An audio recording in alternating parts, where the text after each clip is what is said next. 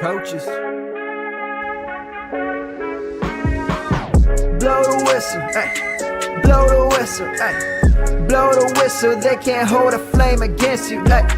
Blow the whistle, blow the whistle, ay. Blow the whistle, got the game, it ain't no issue, yeah. Blowing the whistle, I had enough with you, the championship, it is gone.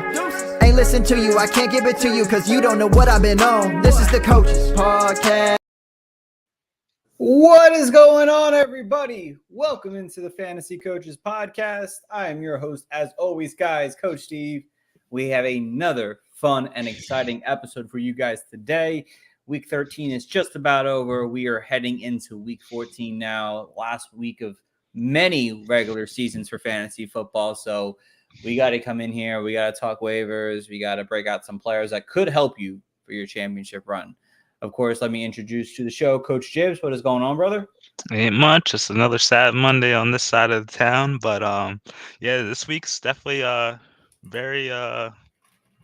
it's gonna be settling a lot of freaking things going on in your league. So hopefully we give you a couple waiver wire choices that will be able to help you cement your playoff spot or get you a couple nice pieces for your bye weeks or whatever that's needed for your fantasy rosters.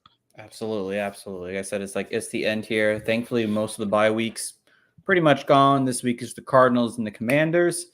So a couple players from their teams that could, not be beneficial for you this week, but we're going to help you get some players into your lineups that you're struggling right now and you need something to help you out. So we're going to get into that today. We're obviously going to get into the news and we'll get out of here in a quick, hopefully 35 minutes today. So let's get into the news because there's some big things. Obviously, a lot of injuries from Week 13, unfortunate. Again, these ones won't really matter that much this week, but Marquise Brown and Amari DiMercado both hurt in the game against the Steelers. Obviously, Brown's heel and DiMercado concussion, even though they called it a neck injury. But they're on bye, so we don't have to really worry about too much. Hopefully, they'll both be back, at least Hollywood Brown, by Week 15. For the fantasy playoffs. The next one is Amari Cooper here, head injury. Definitely not great because he already was suffering a rib injury this past week here. So I guess we'll have to wait and see if there is a concussion with him. And if there is a concussion, the chances are that him missing week 14 is pretty big. Does Elijah Moore stand out then if Amari Cooper can't go?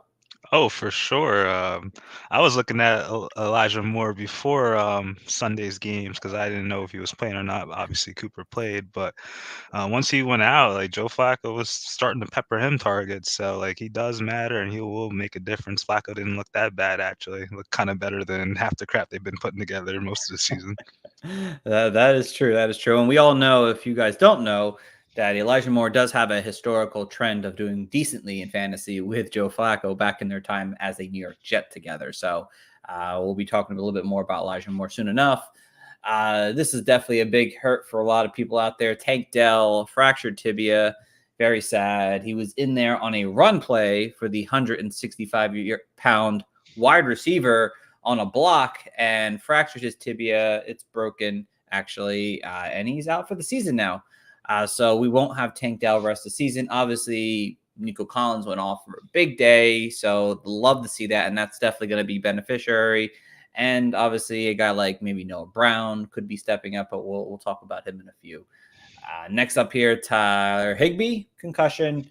We'll have to wait and see. I think, if anything, I don't really think a tight end kind of benefits if Tyler Higbee is out, but more of the wide receivers. So, that is great. Jibbs, who would you rather have rest of the season right now, Cooper Kupp or Puka Anuka?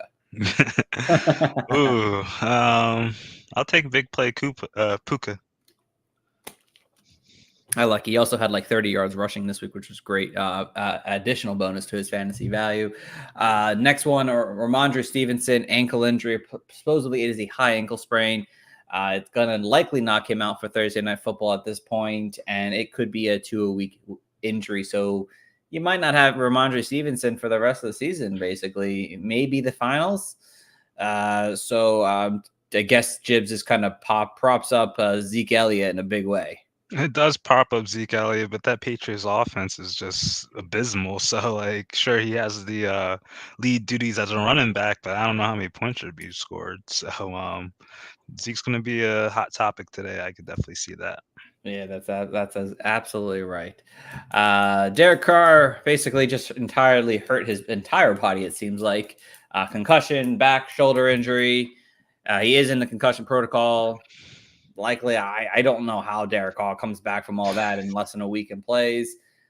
We could be looking at Jameis Winston in Week 14.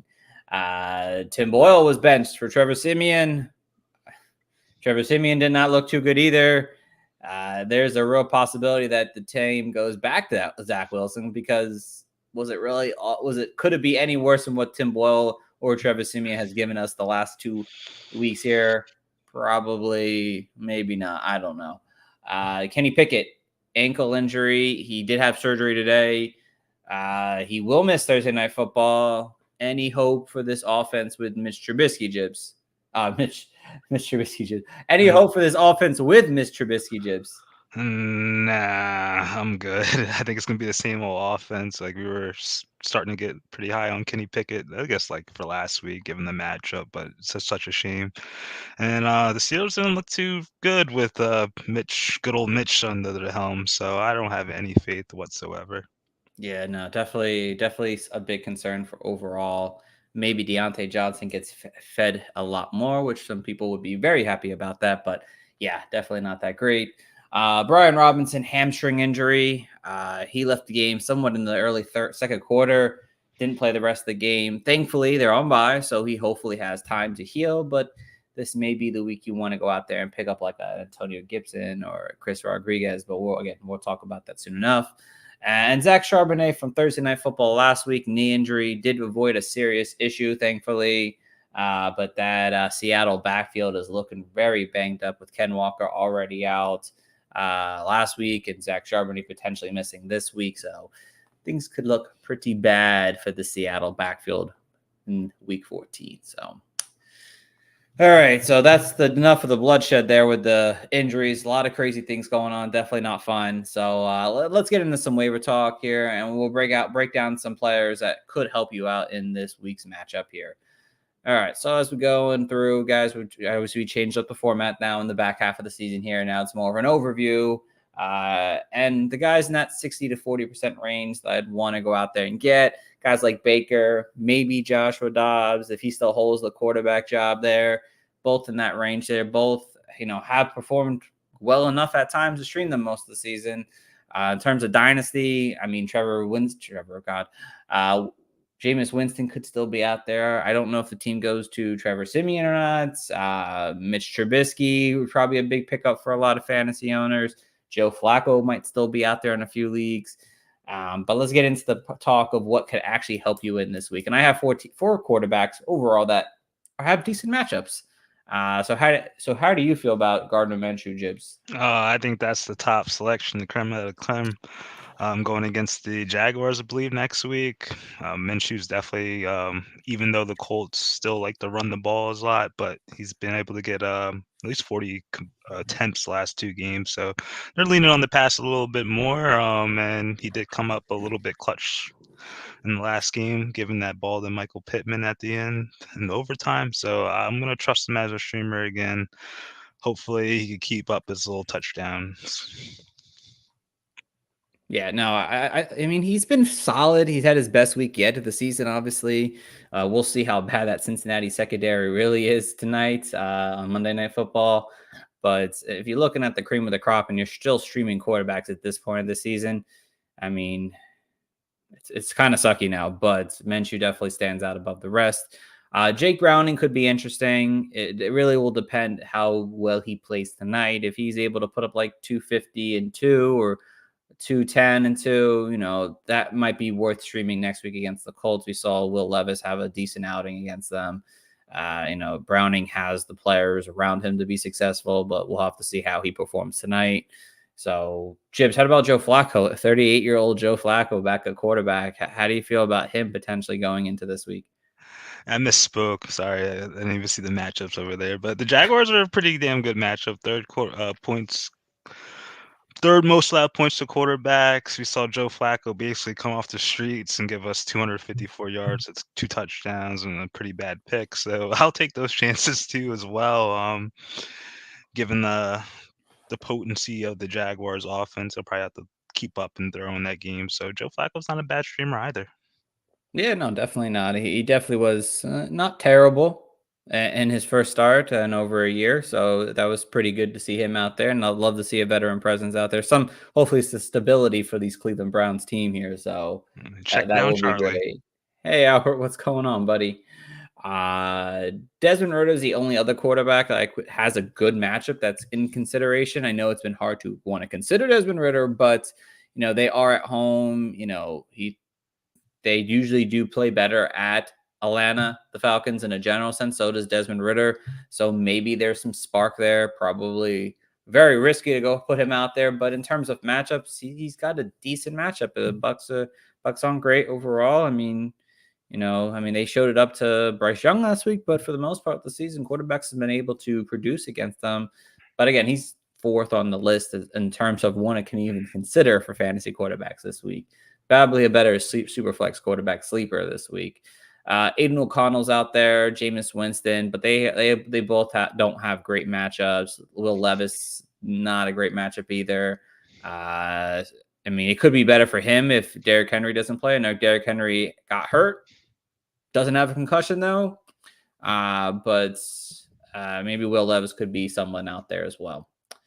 Over to the running backs. Again, in terms of the 46% range, it really does vary in terms of your league. I mean, Antonio Gibson is probably out there for the most part, a good stash candidate for maybe week 15 if you're looking for that kind of stash now and kind of wait later kind of approach.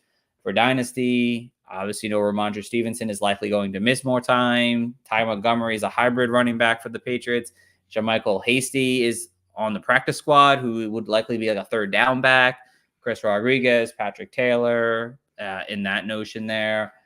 Jibs, we can kind of assume that Zeke Elliott is the top guy this week. Yeah, and it's just like the best body we could find that's going to get the most touches for the most part.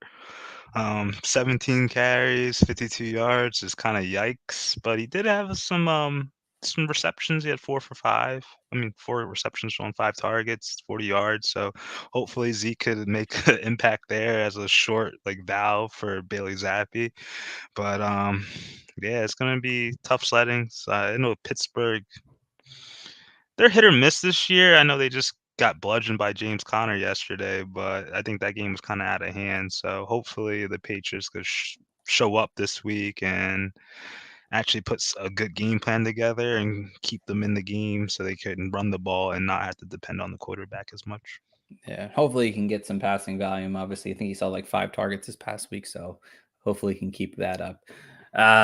Again, he's probably the top guy. After that, it really just depends. Roschon Johnson, he saw like 80% of the offensive snaps with the Bears 2 weeks ago. Again, didn't come through much. He had 10 fantasy points. Actually second highest since week 1, so that is a positive improvement. He's a rookie. We don't know if Deontay Foreman is going to be good to go. He might be. Khalil Herbert is still maybe not 100%. So it might be a good time to go pick up Roschon. The matchups, in the playoffs are not bad, especially in week 16. He's got the Cardinals. That sounds like a really juicy matchup for him to kind of do things on the ground. He might be worth picking up in that notion. Jibs, how do you feel about Tajay Spears overall? I'm lukewarm on him. It all depends on Derrick Henry's health, obviously. I'm pretty sure, catching tidbits of the game yesterday, that he pretty much was just on his normal kind of share, five rushes and a couple catches. But then after Derrick Henry left, his usage inflated. So if you're looking at the stat line and in your waiver wire this week, don't be fooled. You could add him, but you just want to definitely just keep an eye on Derrick Henry. I know Mike Vrabel said that doesn't have a concussion. He's good to go pretty much. So if so, you're probably just going to have a backup role and some modest production. So obviously more of a handcuff and hold if you want to do it that way. But if you're playing in a deep league, it doesn't hurt to have him on the end of your bench.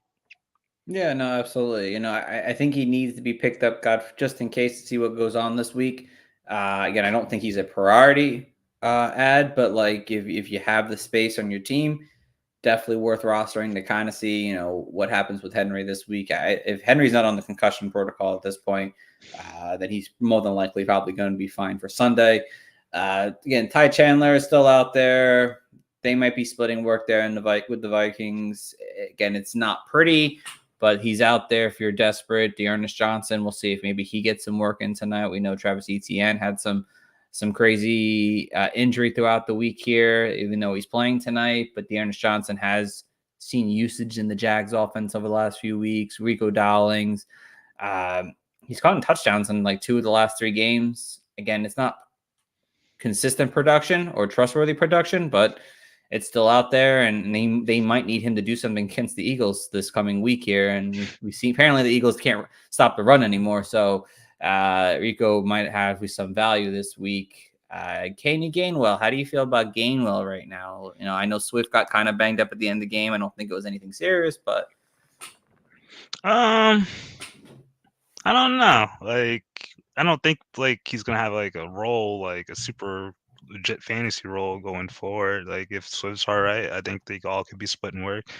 This kind of has that feel of like the Baltimore Ravens in the sense like they're just gonna put someone in the backfield on their time, and if they get grind some yards or run them a couple more plays, and then they'll swap them out. So I think he's not really relevant in the sense, but if Swift misses time, that obviously can change. Yeah, no, definitely. And again, you have Elijah Mitchell too.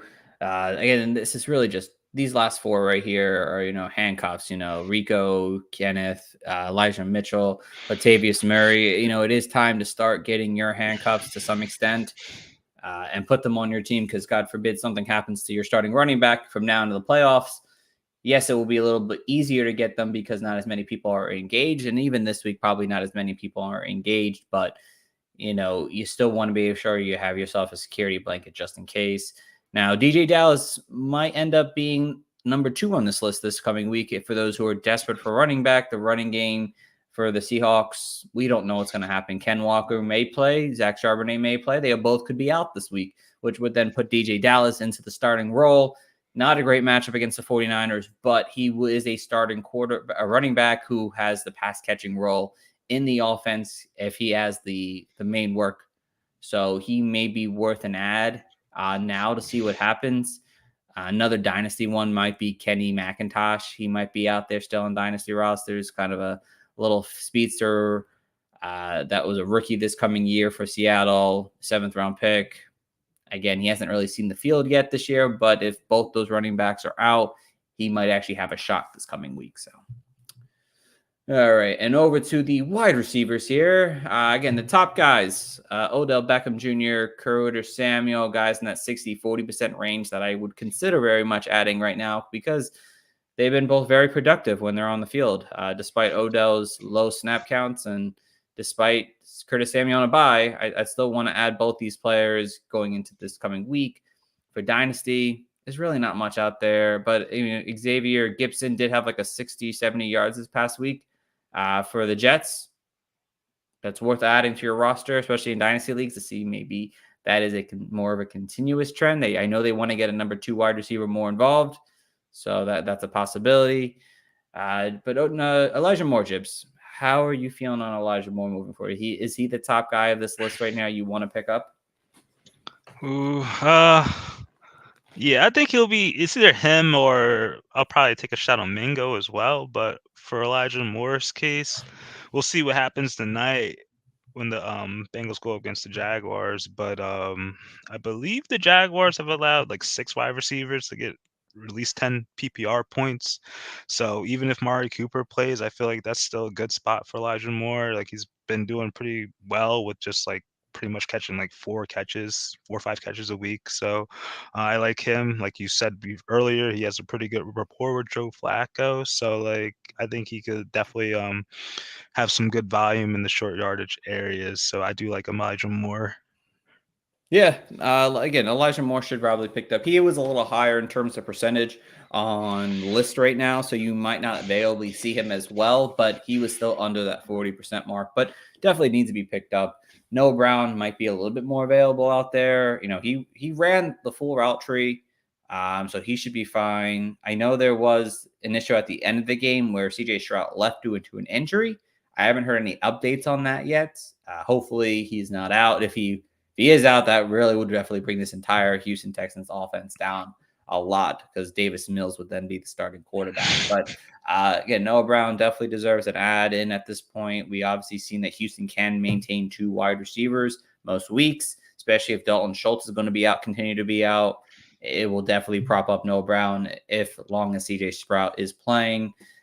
Jibs, how do you feel about Demario Douglas? I know he was out last week, but he should be hopefully coming back in week 14. He still made my top 5, but I'm a little sour on the quarterback situation. He should be the main guy there. Like, he hasn't pretty much let us down over the last 3-week stretch that he's been on this waiver wire show. Like, he's not getting blow up games, but like just a modest 5 catches, 6 catches, and he's getting 7 to 9 targets a week. So hopefully, I'm praying. I'm sure John's praying that Bailey Zappi could be the truth and help us out, or help us, Demario Douglas owners. Yes, absolutely. I do like Demario Douglas a lot. He definitely deserves to be on rosters right now. It's just too well not to keep him on a roster. Next up, Khalil Shakir for the Buffalo Bills here. Now, Bills are on a bye week this past week here, so they had time to hopefully readjust the entire offense. Something has to give here. There has to be some new trend. Khalil Shakir is a dynamic wide receiver here and fast, speedy guy that, you need to get this guy the ball in his hands because he can do anything with it. We've seen it over the last few weeks here now. He's been playing well, being very involved in the offense. I don't think Dawson Knox is coming back just yet. So it definitely gives Shakir in the slot a little bit more of a role in that sense here. Yeah, you have a big matchup this week against the Chiefs. We saw the Chiefs just get destroyed by the Packers, which I love that. So they definitely need him to kind of step up in this offense here and be able to produce for us in fantasy. So he's another guy to be looking to pick up this week. Rashad Rashid, he was out this week with an injury, but signs seem like he's going to be back this week. So how do you feel about him? I don't feel really good about Jameis. That's the issue. Jameis, the quarterback, is the issue with his team.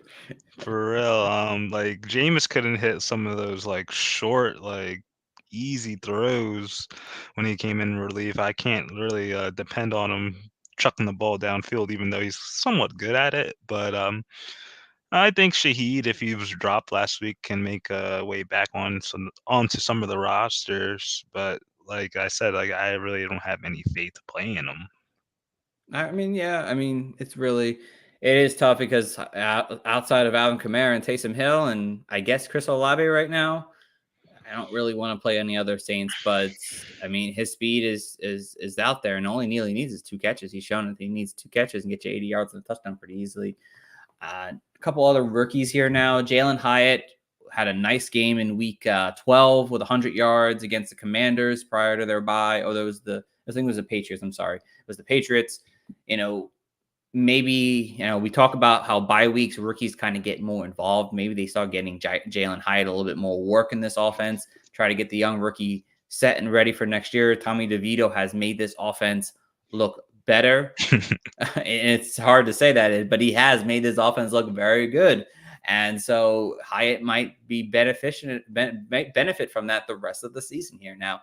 And the matchups don't look terrible down the stretch. They have Green Bay this week here, a little harder, but in a general sense, you look at, then you have the Saints. I'm not scared of that. Then you have Philly, which is a great matchup potentially. The Rams, so there's potential for him to step up. Jonathan Mingo has like 60 yards in 3 straight games. You're really hoping that they continue to give him the ball, and maybe one of these games he can actually physically break out. Again, the matchups aren't great, but in the championship game, if he starts looking good over the next few weeks, he's got Jacksonville in the championship game, and Mingo could be a championship winner if he can continue to progress and continue to see these high targets. Jamison Williams had a rushing touchdown this past week here.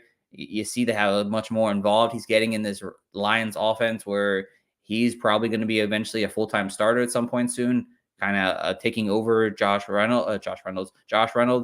So Jameis Winston's another ad you could think of. And again, if Demario Douglas is out, Devontae Parker is just a good enough play that gets you flex value.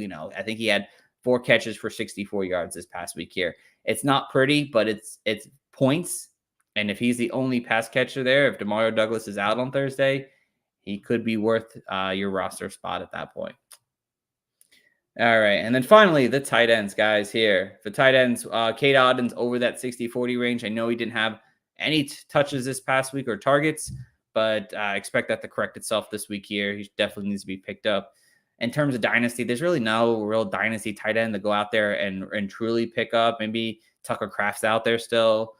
But besides that, I mean, you're really looking at bottom of the barrel. Tanner Hudson, maybe Zach Ertz is out there. But again, none of those guys are really that crazy. Jibs, how are you feeling on Isaiah Likely? How do you feel about him moving forward now, fresh off the bye?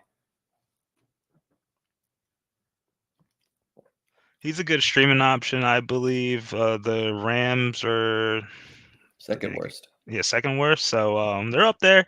I got carved up by Trey McBride 2 weeks ago for 60 yards. We saw Njoku have a bad game, but we saw Harrison Bryant score a touchdown last week. So that's also an option there.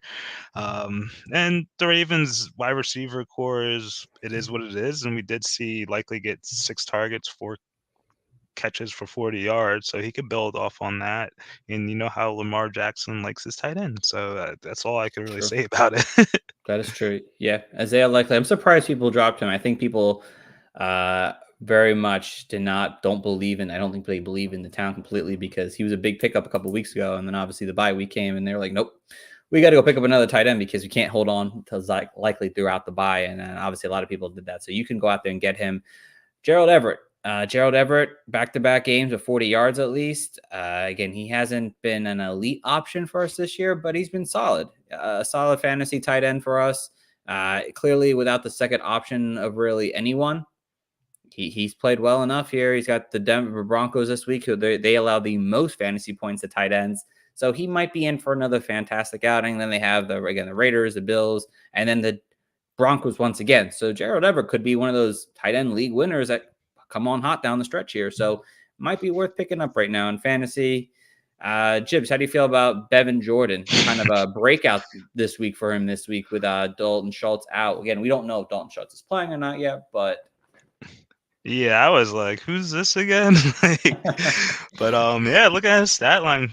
75% of the snaps, 64 yards receiving. So we kind of know that the tight end role for Houston's a pretty good role to have. So hopefully he goes against the Jets this week. And if Dalton Schultz isn't there, it's a decent matchup. No, Kyle Pitts had 51 yards receiving, and it seems like they do give up some touchdowns to tight end. So he's not a bad play. Probably not the best, but I think like if you're playing FanDuel or something, that he could definitely get you some bucks right there. Yeah, no, absolutely. And again, he might be more of like, let's wait till the week's over, the waiver wire is over, and see how Dalton Schultz is throughout the week, and then you go pick up Bevan Jordan kind of. But he looked good, and an option is worth trying out this week for sure. Oh, and I might add, Jets are tied 5th for the most touchdowns allowed to tight ends with 6. Yes, that is true. Yes, thank you for that. They do play. I couldn't figure out who they played offhand, but yes, the Jets. Yes, they do play the Jets this week. Tyler Conklin, they play the Texans. It's a favorable matchup for Tyler Conklin. It would be great if, hate to say this, but if Zach Wilson goes back and be the quarterback, it might be actually beneficial for Tyler Conklin to actually get some work in this offense here for sure.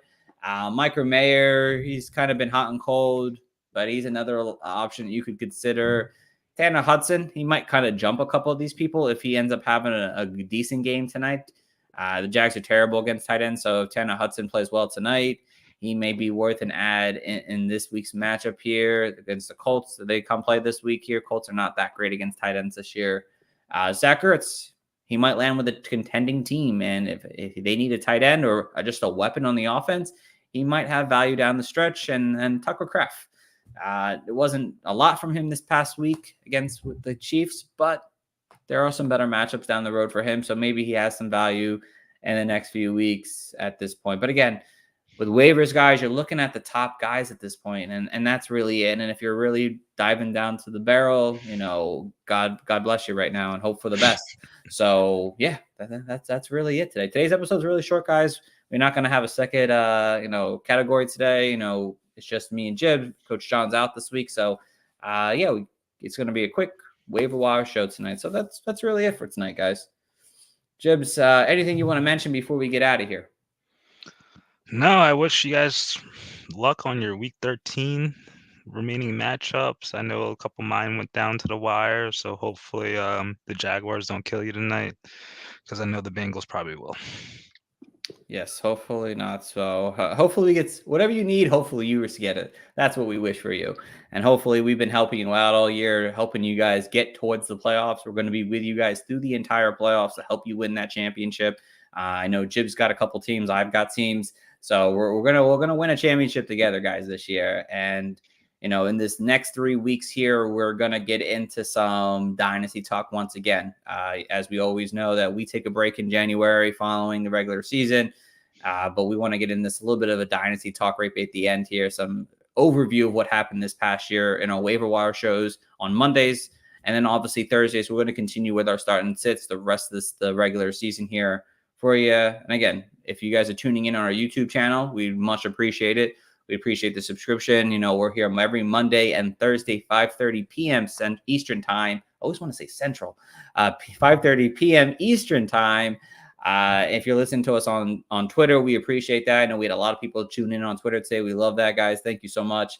If you listen to us on Spotify, Apple Podcasts afterwards, I didn't get to post last week's episode. That's my fault, but I will have this episode posted because you will be listening to it. We appreciate you guys as well.